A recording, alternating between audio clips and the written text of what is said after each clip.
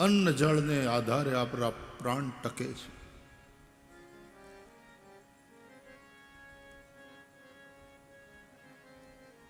મુખથી અંદર નાખવું પડે. દિવસમાં 2-3 વાર, સવારે શિરામણ કર્યું, બપોરે ભોજન કર્યું, રાત્રે વાળું કરીએ, વચ્ચે 2-3 વાર ચા, શરબત, પણ મુખથી કંઈ ને કંઈ અંદર જાય. એ આહારને લઈ અને આપણું શરીર ટકે છે, શરીરને શક્તિ મળે છે. પણ જે રીતે આપણું આ શરીર છે એ રીતે આપણી પાસે આપણું મન છે, એટલે કે લાગણીઓ છે. કયો માણસ છે દુનિયામાં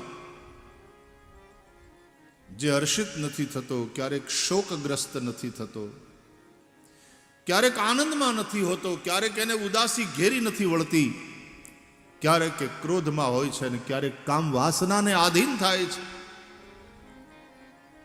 ક્યારેક એના મનમાં લોભ અને લાલસા જાગે છે અને ક્યારેક ઉદારતાથી ખૂબ વહેંચે છે.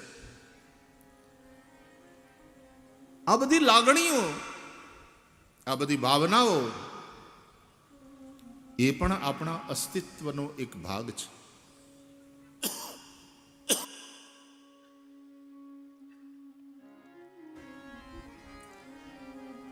દરેક વ્યક્તિના પોતાના વિચારો હોય છે.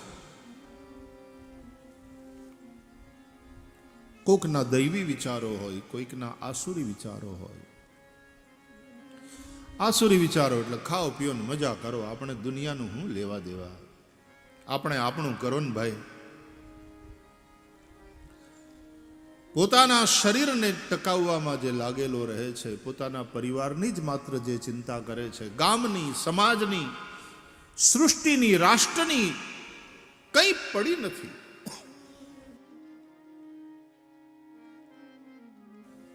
એ અસુર છે. અસુષુ રમંતે ઇતિ અસુરા. આ અસુરો હાઈલી એજ્યુકેટેડ પણ હોય, સુટેડ બુટેડ હોય, કોલ્ડ હાઈ સોસાયટીના કહેવાતા હોય, એવું પણ બની શકે. અને એક જે દૈવી વિચારથી ભરેલો હોય. બ્રહ્મલીન પૂજ્ય સ્વામી સત્યમિત્રાનંદજી મહારાજ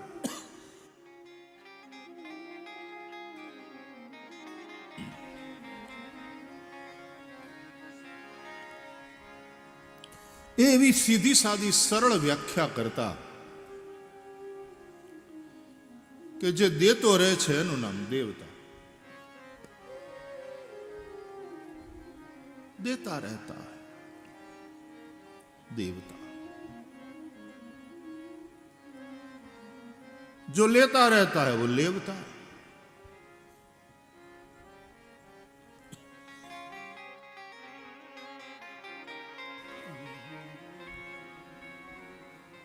સંઘર્ષ સમાજમાં ક્યારે ઊભો થાય કે જ્યારે દેવતા ઓછા હોય, લેવતા બહુ હોય. લેવામાં જ ધ્યાન, લેવાની જ વૃત્તિ.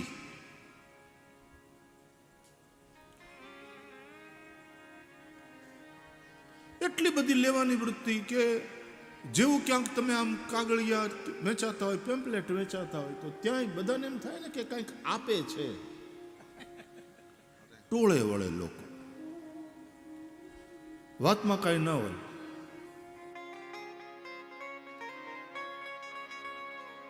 બોલો, જાહેરાતના કાગળિયા વેચતો હોય કે આવી એક દવા અમે બનાવી છે આયુર્વેદની, એનાથી આ ખોખો બંધ થઈ જાય, પછી હાથમાં લઈને અચ્છા આમ આપણે શું લાગે વળગે. પણ એક વાર ત્યાં ટોળામાં ધક્કો ખાઈને ઓલું અપાય છે ને, એટલે કાગળિયું લઈ લેવાનું. આપણા કોણ લગભગ હા આપણા જીતુભાઈ દ્વારકાવાળા એની પાસેથી લગભગ સાંભળ્યું હતું એ કે ભાગવત સપ્તાહ હતી અને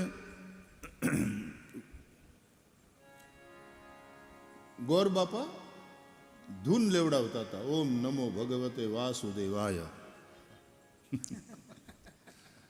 તો બાપાને જરા ઓછું સંભળાતું, પણ વૃત્તિ ઓલી લેવાની ને તો આખે ઓમ નમો ભગવતે વાસુદેવાય. તો ઓલા બાપા બાજુવાળાને કે શું દેવાય છે? અરે કે કાંઈ દેવાતું નથી, ખાલી ધૂન બોલે છે, ઓમ નમો ભગવતે વાસુદેવાય. એ કે નહીં, આપણને એમ થાય કંઈક દેવાતું હોય તો આપણે લઈ. तो लेता ही लेता रहता है जो सृष्टि से, समाज से, सरकार से, वो लेवता. અને એ વૃત્તિનો જ ઘણીવાર રાજનીતિના ક્ષેત્રમાં લોકો લાભ લે છે. ચૂંટણી આવે ને ત્યારે ફ્રીબીઝ વાંચે, ડિક્લેર કરી નાખે. દરેકને 8,000 રૂપિયા ખટાખટ ખટાખટ ખટાખટ. આ ફ્રી મળશે, આ ફ્રી મળશે, આ ફ્રી મળશે. એને ક્યાં ખિસ્સામાંથી કાઢવા હોય? અંતે સરકારની તિજોરી ઉપર એનું વજન આવવાનું હોય. પણ લેવાની જેની અંદર સ્વાભાવિકી વૃત્તિ છે. તો પૂજ્ય સત્યમિત્રાનંદજી મહારાજ એમ કહેતા कि जो लेता ही लेता रहता है वो लेवता, जो देता है, देने की वृत्ति है वो देवता.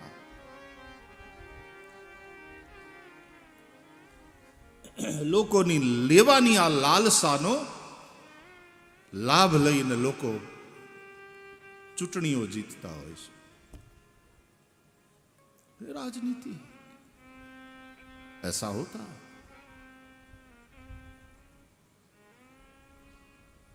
બહુ બધું ફ્રીમાં વહેંચવું ને એટલે પ્રજાને હાવ નકામી કરી નાખવી. રોજગાર આપો, આપવા જ છે તો તેજસ્વતાથી જીવતા શીખવાડો પ્રજાને. હા, કોવિડમાં ને જ્યારે રોજગાર ન હોય, પોતપોતાની રોટી પણ લોકોએ ગુમાવી હોય, ત્યારે કોઈ ભૂખ્યો ન રહે, કોઈને ભૂખ્યા સૂવું ન પડે, એ જોવાની જવાબદારી પણ સરકારની છે. એટલે પછી ભારતના કરોડો લોકોને અનાજ પહોંચાડવાની આખી યોજના એ સ્વાગત યોગ્ય કદમ છે. કોઈ ગરીબ ભૂખ્યો ન સૂવો જોઈએ. એટલા માટે આપણે ત્યાં અન્ન ક્ષેત્રો પણ ચાલે છે. ધાર્મિક જગ્યાઓમાં પણ એવી ચેરિટી હોસ્પિટલ્સ છે જે ચિકિત્સા અને એ સરકારના જવાબદારીમાં આવે છે. આપણે ત્યાં આયુષ્યમાન યોજનાને કેવું બધું કામ કરે છે, એ જોવાની જવાબદારી સરકારની.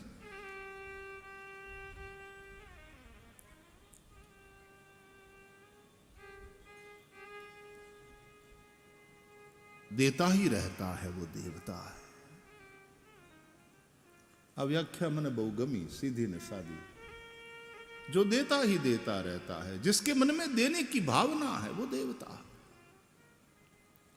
सूर्य नारायण એ આદિ દેવતા છે. આદિદેવ નમસ્તુભ્યમ પ્રસીદ મમ ભાસ્કર. आदिदेव છે सूर्य नारायण. देते हैं, प्रकाश देते हैं, ऊर्जा देते हैं, जीवन देते हैं. वरुण देवता વરસે છે, જીવન આપે છે. ચંદ્રમા દેવતા, વસવો દેવતા, આદિત્યા દેવતા, રુદ્રા દેવતા. મંત્ર છે વેદમાં. આ બધા દેવતા છે. અગ્નિ દેવ છે, ઉર્જા આપે, ઉષ્મા આપે, પ્રકાશ આપે.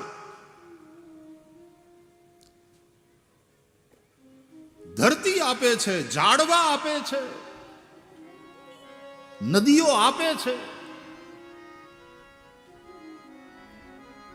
जो देता ही देता रहता है वो देवता है. सीधा सादा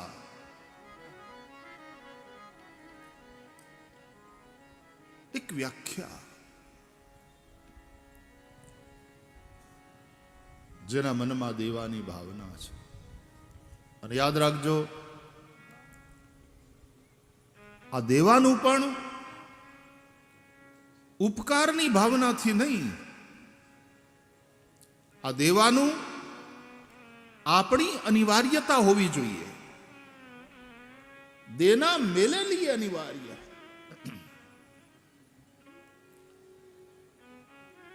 ઝાડવું છે, ફળ લાગે ને પછી ફળ કાં કોઈ તોડી લે, તોડી ન લે, ઝાડવું છોડી દે. આપણે ગૌશાળામાં અહીંયા બેઠા છીએ, ગાયના થનમાં દૂધ ભરાય ને એટલે દેવું એ ગાય. એટલા માટે આપણે ગાયને માતા કહીએ છીએ. એમાં 33 કરોડ દેવતાનો વાસ છે એમ આપણે માનીએ છીએ, કારણ કે દેવું એ ગાયની અનિવાર્યતા છે. કાંઈનું વાછરડું પી જાય, ધાવી જાય, અને કા માણસ દોઈ લે, એ દૂધ એના થનમાં ભરાયું, એના આંચળમાં ભરાયું, એટલે દેવું એ એની અનિવાર્યતા છે. જો ન દે, જો એ દૂધ ન નીકળી જાય તો ગાયને કષ્ટ થાય. એક માના થનમાં જે ધાવણ આવે છે એ પોતાના છોકરાને ન ધવડાવે, ન પીવડાવી દે, ન દઈ દે તો માને પીડા થાય.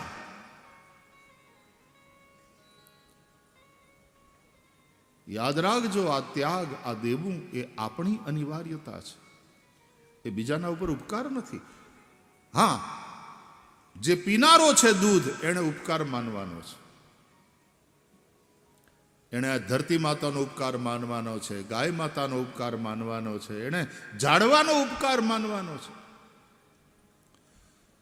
એટલે કવિ કાગે લખ્યું, આ ઝાડવા ફળ નથી એના ખાતા રે, કારણ ઉપકારી એનો આત્મા હોજી.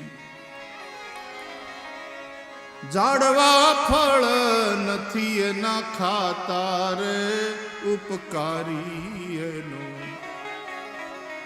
આત્મા રે.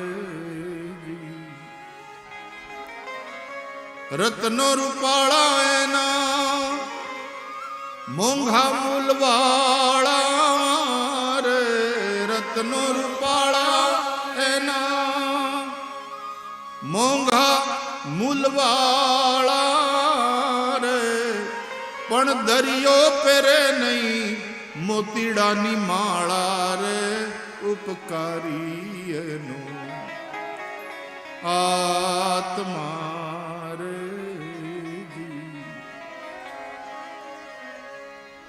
એ તો જે મરજીવા બને એ લઈ લે રત્નો. રામચરિત માનસમાં તો એવું લખ્યું છે કે જ્યારે ભગવાનનું પ્રાગટ્ય થવાનું, તો દરિયો પોતે પોતાના રત્નોને આમ પોતાના મોજારૂપી હાથ દ્વારા કિનારે ધકેલીને લૂંટાવતો હતો. લઈ લો, લઈ લો, લઈ જાઓ, લઈ જાઓ.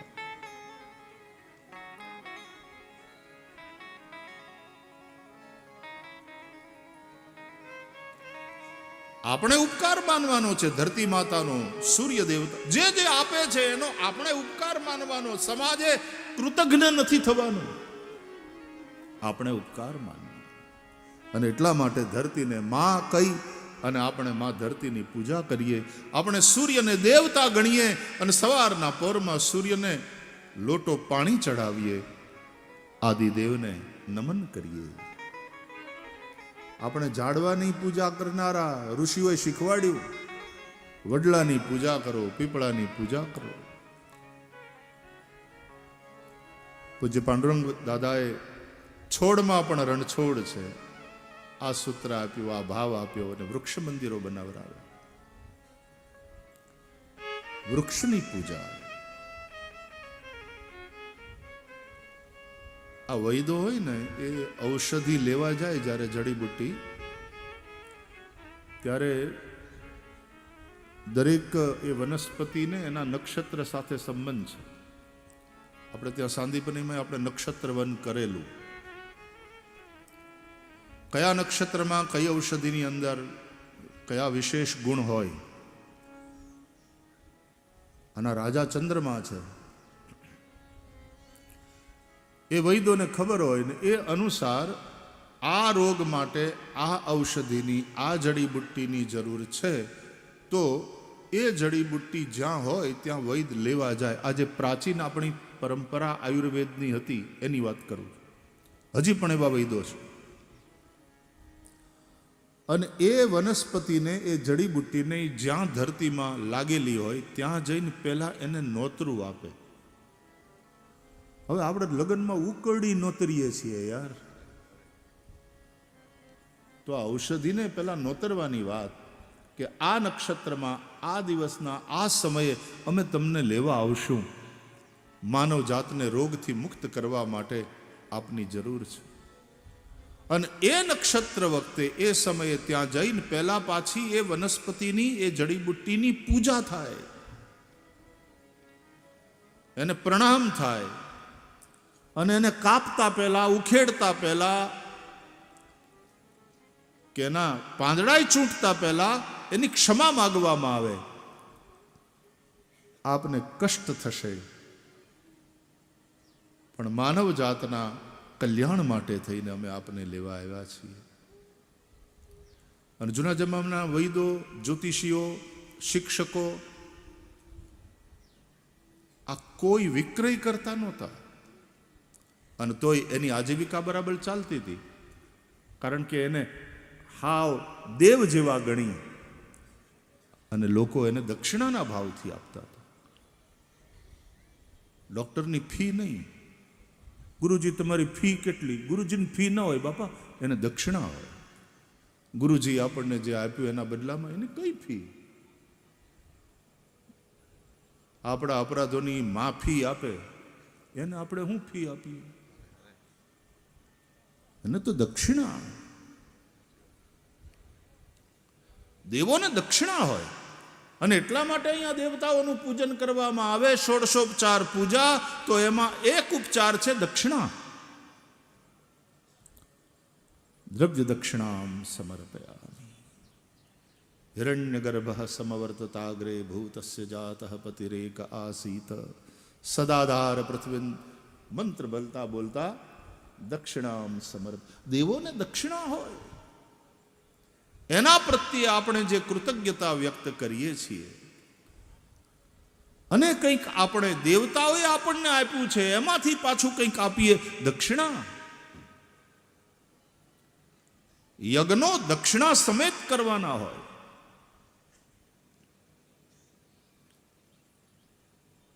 શ્રીમદ ભાગવતમાં કથા આવે છે, આકુતિ માતા અને રુચિ ઋષિથી યજ્ઞનારાયણ ભગવાન પ્રગટ થાય છે, અને સાથે લક્ષ્મીના અંશરૂપ દક્ષિણા પણ પ્રગટ થાય છે. દક્ષિણા સમેત યજ્ઞ કરવાનું. સૃષ્ટિનું પ્રત્યેક તત્વ હકીકતમાં યજ્ઞ કર્મમાં સંલગ્ન છે.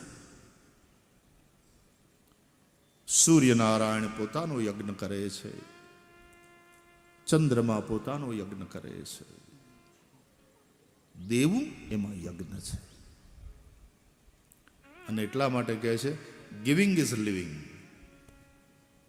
દેતે રહેના वो जीवन है. થોડીક આ વાત એટલા માટે કરી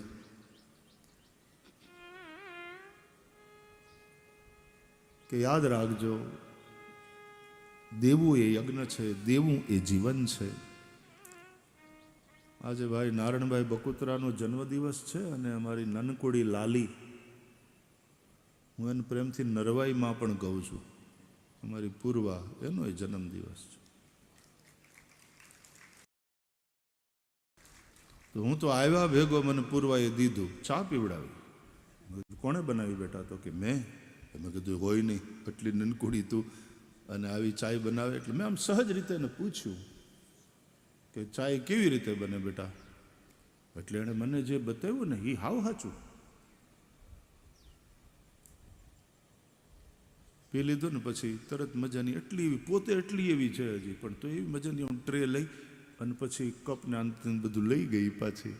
એવી વાલી લાગતી હતી. ઓહો હો હો, આ નનકુડી એવી અન્નપૂર્ણા. અને એ નનકુડી એવી એને હાથે પીરસતી હોય ને તોય આપણને આમ તૃપ્તિ થઈ જાય. એના હાથે એકાદ કોઈ રોટલી આવી જાય ને થાળીમાં. અપૂર્વા, હેપી બર્થડે બેટા. જય શ્રી કૃષ્ણ. વાહ લાલી, તું ક્યાં છે? મને સ્ક્રીન, હા ત્યાં આવતી. Okay okay, બઢિયા. પૂર્વા, પૂર્વા, પૂર્વા, બહુ બઢિયા. એટલે મને 2 દિવસ પહેલાથી કહેતો મારો ને દાદુનો જન્મદિવસ છે. તો આજે સામાન્ય રીતે જન્મદિવસ એટલે નનકુડા છોકરાઓના મનમાંથી આપણે નાનપણમાંથી એના મનમાં એવું નાખીએ છીએ કે લેવાનો દિવસ. નાના હોય ત્યારે ઓફકોર્સ લેવાનો. છોડવો નાનો હોય એટલે આપણે એને ખાતર આપવાનું હોય, પાણી આપવાનું હોય, એને રક્ષણ આપવાનું હોય, છોડવાની જાળવણી કરવાની હોય, બરાબર. ત્યારે એને આપવાની જરૂર પડે અને એને લેવાની જરૂર પડે. એટલે નનકુડા બાળકનો બર્થડે હોય ને ત્યારે એના મનમાં ઓલી ભાવના હોય કે મારો બર્થડે છે ને મને બહુ બધી ગિફ્ટ મળશે ચારે બાજુથી. અને બધાએ ગિફ્ટ આપીને હેપી બર્થડે કરે ને એવું રાજી થાય એ બાળક. તરત ખોલીને આમાં શું છે એને બહુ ઉત્સુકતા હોય. પછી પાછી મમ્મી એને સમજાય, થેન્ક યુ કહો. એમને એમ નહીં લેવાનું બેટા, થેન્ક યુ. એ સંસ્કાર. થેન્કફુલ થતા શીખવાડો. બસ એ જ રીતે પછી સંસ્કાર આપો કે આ સૂર્યનારાયણ આપણને પ્રકાશ આપે છે ને બેટા, થેન્ક યુ કહો. એ સૂર્યનારાયણને પ્રણામ કરી લોટો પાણી ચડાવી અને આપણે થેન્ક યુ કહીએ છીએ. ચંદ્રમાને પ્રણામ કરો, ગુરુને પ્રણામ કરો, માતા પિતાને પ્રણામ કરો, ધરતી માતાને પ્રણામ કરો, થેન્ક યુ બોલો, કૃતજ્ઞ બનો. આ બધા આપે છે આપણને.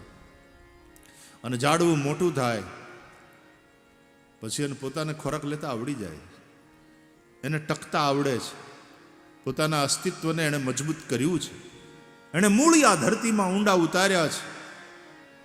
મોટા મોટા વાવાઝોડાને પણ એ ખમી ખાય છે. પછી તો એનો વારો આપવાનો છે હવે. એટલે ફૂલ ફળ આ બધું આપ્યા કરે. ઝાડવા ફળ નથી એના ખાતા, ઉપકારી એનો આત્મા. એમ જે સમાજે પરિવારે આપણને આપ્યું, જે સમાજે આપણને આપ્યું, જેની અંદરથી આપણે આવી મજબૂતાઈ પ્રાપ્ત કરી અને પછી વારો આવે એટલે જન્મદિવસ એ સમયે પછી લેવા માટે નહીં, પછી આપવા માટે હોય છે.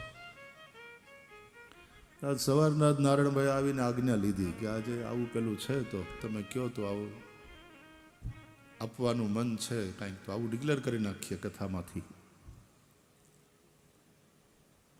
અને એમાં ગો સેવાથી વધીને તો કઈ વાત હોય, અચ્છી વાત. હું કયા કરું કે ગૌશાળા છે ને એ કૃષ્ણનું રેસિડેન્શિયલ એડ્રેસ છે, મંદિર છે એ ઓફિસનું એડ્રેસ છે, અને ગૌશાળા છે એ ભગવાનનું ઘરનું સરનામું છે. ઓલે પણ ભગવાન કામ કરે છે, અહીંયા ભગવાન રહે છે. હાજી, ઓફિસ અવર્સમાં ઓફિસે જવાનું, એટલે મંદિરના ટાઈમિંગ હોય. ત્યાં જે કંઈ આપણે કામ હોય ભગવાન કરવાનું, અમથા અમથા મળવા જઈએ, વિઝિટ માટે જઈએ, શુભેચ્છા મુલાકાત હોય ત્યાં મંદિરે જઈએ, ઠીક.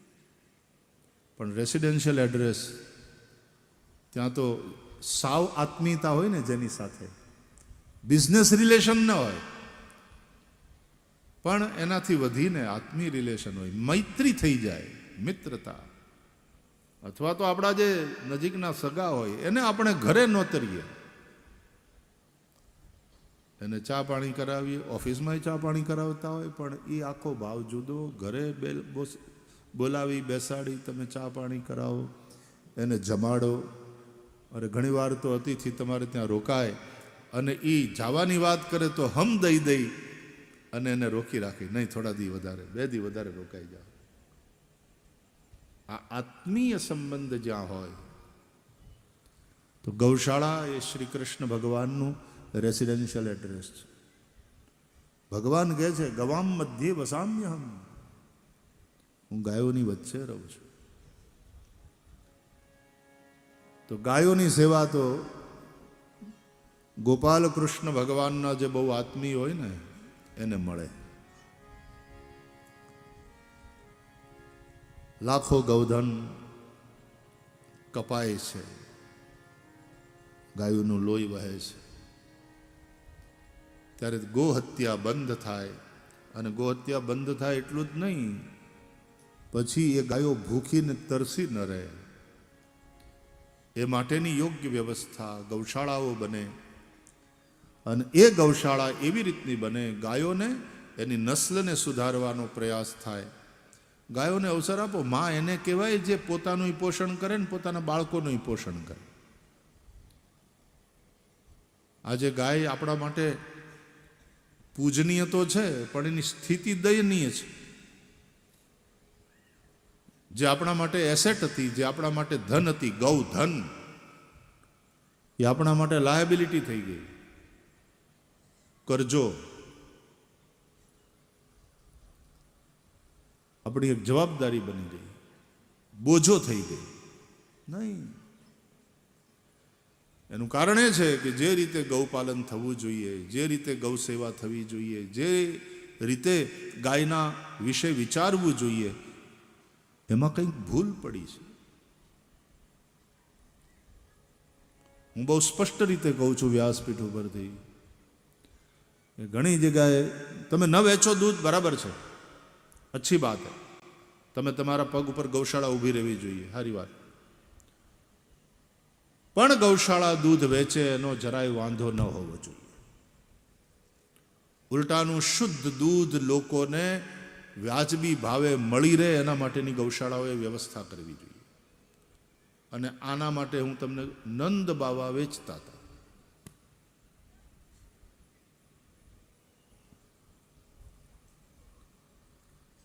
નંદ બાવા વૈશ્ય, ગોપાલન કરે છે.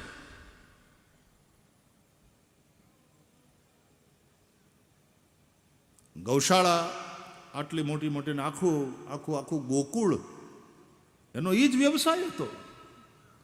કૃષિ ગોરક્ષ વાણિજ્યમ વૈશ્ય કર્મ સ્વભાવજમ. આ વૈશ્યોના સ્વાભાવિક કર્મ છે. ખેતીવાડી, ગોપાલન અને વેપાર. એમાં ગોકુળમાં બધા હતા એ વેપાર કે બીજી કૃષિમાં બહુ પેલા નહોતા, પણ ગોપાલન, ડેરી ઉદ્યોગ. તો આ લોકોનો એ ધંધો હતો. અને ધંધો તમે કરો ને એમાંથી કમાવો ને તો સરકારને ટેક્સ આપવો પડે. ભાગવતમાં ચોખ્ખું લખ્યું છે કે કૃષ્ણ પરમાત્માનું પ્રાગટ્ય થયા પછી, એ ઉત્સવ મનાવ્યા પછી થોડા દિવસ વીત્યા અને ગોપાન ગોકુલ રક્ષાયામ નિરૂપ્ય મથુરામ ગતઃ. ગોવાળિયાઓને ગોકુળની રક્ષાની જવાબદારી સોંપી નંદ બાવા સમય કાઢી અને મથુરા ગયા. શું કામ ગયા એ જે લખ્યું છે એ મારે કહેવું છે. ભાગવતમાં લખ્યું છે શું કામ ગયા મથુરા? બોલે નંદ કંસસ્ય વાર્ષિક્યમ કરમ દાતુમ કુરુદ્વ. હે રાજા પરીક્ષિત, રાજાનો વાર્ષિક કર આપવા માટે ગયા. એ કર આપવાની વાત ક્યારે આવે? તમે કમાતા હો, તમે કંઈક વ્યવસાય કરો છો, ધંધો કરો છો, તો ગાયોની નસ્લ સુધરે. અટાણે આપણે ગાયોને પ્લાસ્ટિક ખાવા હાટું રખડતી છોડી છે. જે ગાયો રાખે છે, રાખવા ખાતર રાખે છે, નામ ખાતર રાખે છે, એ હવારના આટલું એવું ખાણ આપી દે એટલે ગાય ખાય, અને આ જેટલા ડોકા દોવાય એટલા દોઈ લે ને પછી ગાયને છોડી દે. શહેરમાં આટા મારતી હોય, એને જે મળે એ ખાઈ લે. પ્લાસ્ટિકના કાગળિયા ડૂચા ખાય, અને હાનના પાછું એટલું ખાણ આપતો હોય એટલે એ ઘરે આવી જાય ટાઈમસર બચાડી, વળી પાછી દોઈ લે. પોતે દૂધ દોઈ લેવાનું ને ગાયની જવાબદારી પોતાની નહીં. આ લેવતા છે.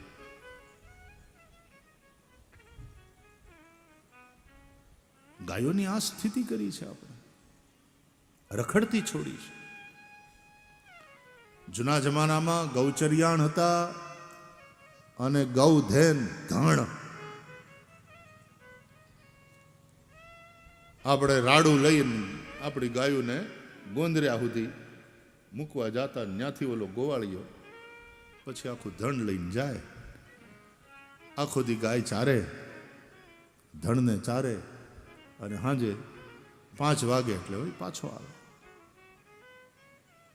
કેવી સરસ વ્યવસ્થા ગોઠવાયેલી હતી. સારી વ્યવસ્થા જે સરખી રીતે હાલતી હોય એને વીખી નાખવાનું. ઘણા લોકો ક્રાંતિ ને પરિવર્તનને નામે સારું હાલતું એને વીખે. અમુક વ્યવસ્થાઓ જે ઋષિઓએ આપી છે એમાં પરિવર્તન કરવાની આવશ્યકતા નથી. હા, જ્યાં પરિવર્તનની જરૂર છે ત્યાં પરિવર્તન કરી શકાય, એ સ્મૃતિકારોએ છૂટ આપી છે, પણ મનમાના પરિવર્તન નહીં. जो ज्ञानी पुरुष है, जो विवेकी पुरुष है, वो आपस में चर्चा करे और एक नई व्यवस्था दे कि હવે દેશકાળ અનુસાર આમાં ફેરફાર કરવાની જરૂર છે. અને વિનોદભાઈ, નવા કાયદા બને, વિનોદભાઈ છે ગયા, નવા કાયદા બને તો એની એક પ્રક્રિયા છે કે બિલને લાવવામાં આવે, સંસદમાં લો મેકર્સ છે, આ બધા એમપી, આપણા મેમ્બર ઓફ પાર્લામેન્ટ, એ બધા એના ઉપર ચર્ચા કરે, ડિબેટ થાય, પછી એના ઉપર વોટિંગ થાય, અને બહુમતથી એ બિલ જો પાસ થાય, ક્યારેક ધ્વનિમતથી પાસ થાય, ક્યારેક બીજી રીતે પાસ કરે, અને એ લોકસભામાંથી પાસ થાય, પછી પાછું રાજ્યસભામાં જાય, રાજ્યસભામાં એના ઉપર ચર્ચા વિચારણા થાય, રાજ્યસભા પણ જો એને પાસ કરી દે તો પછી રાષ્ટ્રપતિ પાસે જાય, ને રાષ્ટ્રપતિ વળી એના ઉપર સહી કરે પોતાની વિવેક બુદ્ધિથી વિચારીને, પછી એ કાયદો બને. અને એ કાયદો એને અપનાવી એની જે પ્રક્રિયા છે, એની જે પ્રોસિજર છે એ અનુસાર પછી કાર્યપાલિકાને એનું ઇમ્પ્લિમેન્ટેશન સોંપવામાં આવે કે હવે તમે આ કાયદો લાગુ કરો અને એ અનુસાર વ્યવસ્થા કરો. એટલે વિધાયિકાનું કામ પૂરું થાય પછી કાર્યપાલિકાનું આવે, ને એમાંય વળી પાછો જ્યાં કાંઈ ભંગ થતો હોય કાનૂનનો તો પછી ન્યાયપાલિકા પોતાનું કામ કરે. આ 3 આધાર સ્તંભ છે આપણા પ્રજાતંત્રના: વિધાયિકા, કાર્યપાલિકા અને ન્યાયપાલિકા. તો જૂના અમુક કાયદા હોય રદ કરવાની જરૂર પડે તો આપણી આ વર્તમાન સરકારે ઘણા બધા કાયદાઓ રદ કરી નાખ્યા, ટોપલીમાં નાખી દીધા કે હવે આની જરૂર નથી, અને નવા કાયદાઓ આવે. પણ એ કાયદા જે કંઈ નવા બને એ આપણા બંધારણને, જે આપણને અધિકાર આપ્યા, જે આપણને વિવેક આપ્યો, બંધારણે આપણને જે છૂટ આપી, એ બંધારણના પ્રકાશમાં જ બને. બંધારણને, આપણા કોન્સ્ટિટ્યુશનને માન્ય ન હોય એવો કોઈ પણ કાયદો બંને હાઉસ, અપર હાઉસ અને લોઅર હાઉસ બંને કદાચ પાસ કરી દે તો પછી રાષ્ટ્રપતિ એના ઉપર સહી ન કરે, કારણ કે બંધારણ અનુસાર નથી. બસ એ જ રીતે વેદ અનુસાર જે નવી વ્યવસ્થા, નવી સ્મૃતિ, એટલે શ્રુતિ અને સ્મૃતિ આ 2 વસ્તુ છે. શ્રુતિ, વેદ, એમાં પરિવર્તન ન થાય, અને સ્મૃતિ, એનો સંબંધ વ્યવસ્થા સાથે છે. એટલે વેદ જે જ્ઞાનનો પ્રકાશ આપે છે એ પ્રકાશમાં પછી જૂની વ્યવસ્થાને છોડી અને નવી વ્યવસ્થા ઋષિ મુનિઓ જે વેદના જાણકાર છે એ લોકો ચર્ચા કરી અને પછી એક નવી સ્મૃતિ આપે, એક નવી વ્યવસ્થા આપે. એ તો આપણે ત્યાં છે, પણ જે સારું હાલતું હોય, હરખું હાલતું હોય, એને કારણ વગરના પરિવર્તનને નામે